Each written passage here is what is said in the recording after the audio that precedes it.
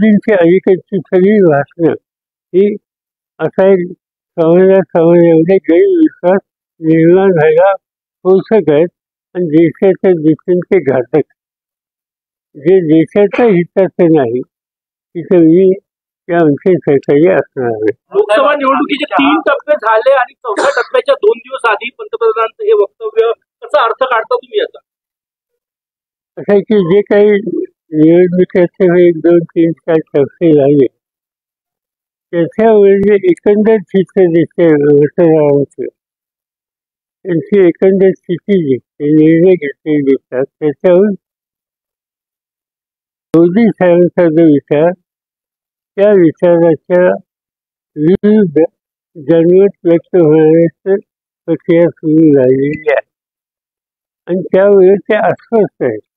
ही त्यांची अस्वस्थता ते अशी विधानं हे सांगतात किंवा कन्फ्युजन तयार करण्याची भूमिका सांगतात.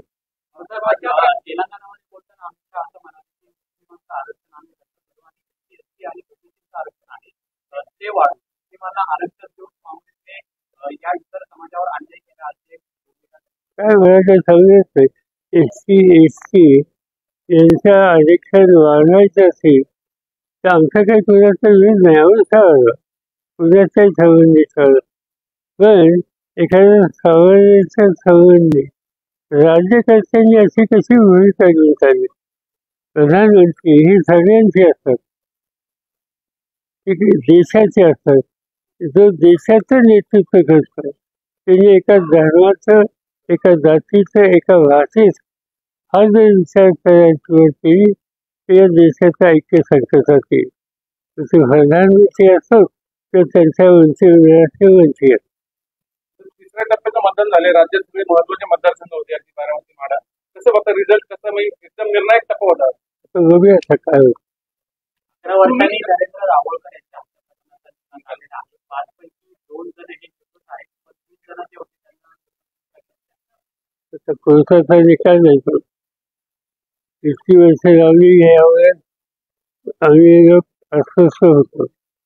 पण ठीक आहे, निदान काहीतरी निकाल त्यांनी दिला, त्याच्यात काही लोकांना त्यांनी शिक्षा झाली असं ते म्हणतात. दोघांना दोषी धरलं, ठीक आहे, आता न्यायदेशाचा निकाल आहे. काहीतरी दाभोळकरांना त्यांच्या आत्म्याला न्याय मिळाला. मुख्य सूत्रधार निर्दोष सोडलाय आणि जे शूटर आहेत त्यांना जन्मठेप दिली. त्याच्यासाठी महाराष्ट्र सरकारने अपील करावं की जे तुम्ही म्हणता सूत्रधार कुठले असतील तर राज्य सरकारने अपील करावं आणि ही भूमिका ऐकून सुप्रीम कोर्टात मांडावी. तुम्ही आता बोलताना असं म्हटलं की व्यक्तिगत संबंध पंतप्रधानांचे वेगळे, परंतु राजकीय विचार म्हणून आम्ही कधी जाणार नाही. व्यक्तिगत संबंध अजूनही चांगले आहेत आपले. काही पार्लमेंटमध्ये आम्ही बसतो,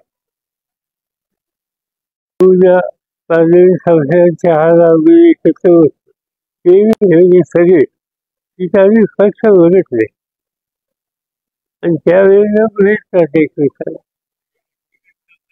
तुमच्या त्या विधानामध्ये अजितदादा असं म्हणाले की त्यांना संभ्रमावस्था निर्माण करण्याची त्याची कार्यपद्धती राहिलेली आहे.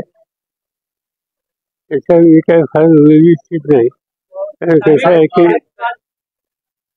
राजकारणामध्ये वादवृत्ती हे ज्यांचं वैशिष्ट्य असे अनेक लोक असतात आणि ते वादवृत्तीला काही बोलत असतात.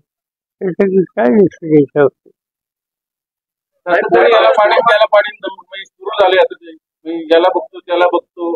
अशोक पवारांना म्हटले तुम्ही कसे आमदार होता तर मी बघतो. अजितदादांचं कालचं बघतो आहे की मतदारांचा जो अधिकार आहे तो एखाद्या सरकारचा प्रतिनिधी असल्याकडे घ्यायला लागला आणि बोलायला तर काय बोलायचं आपण त्याच्यामध्ये. कारण तुम्ही म्हणतात तसं मी काय ऐकलं नाही, कारण ह्याच्यात होतं मला ठरवले मी आत्ताच आलो या कार्यक्रमासाठी. तर तशी जर भाषा असेल तर त्या चौकशीत बसणारी असं मला वाटतं. पण त्याचा विचार आपण काय करायचा उद्या लोकांनीच करावं त्यांना संधी द्यायचं. साहेब, मोदी असं म्हणतायत की तुम्ही जो निर्णय घेतलेला आहे ती नकली सेना आणि नकली काँग्रेस बरोबर जाण्याचा आहे. आता नकली सेना आणि नकली काँग्रेस हे विचारधारा इतरांना पटत नाही असं त्यांचं. असं आहे, एखादा पक्ष असेल, काँग्रेस असेल किंवा आणखी काही असेल, विचारानं आपल्या कार्यक्रमानं ते लोकांच्या जात असतील, लोकांच्या प्रश्न मांडत असतील, लोकांच्या सुखदुःखाची लक्ष केंद्रित करत असतील, त्याला हे नक्की किंवा आणखी म्हणण्याचा अधिकार कुणी यांना देईल? हे प्रधानमंत्री आहेत, त्यांनी तारतम्य काही गोष्टीच्या बाबतीत पाळलं पाहिजे.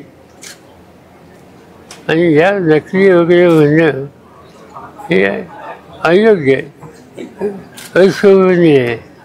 सर, एकीकडे अमित शहा नकली शिवसेना नकली राष्ट्रवादी म्हणून हिणवतात आपल्याला, आणि दुसरीकडे मोदी साहेब आपल्याला ऑफर देतात. नेमकं काय त्याचं काय उत्तर द्यायचं आता झालं, खूप झालं. नाही, पण मग असा पण विचार केला जातो का की मोदी साहेबांना तुमची गरज पडायला लागली आता?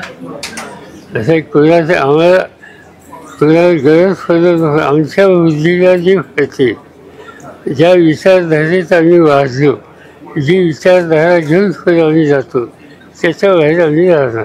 साहेब, महायुतीमध्ये छगन भुजबळ हे कुठेही प्रचारामध्ये सक्रिय दिसत नाहीये.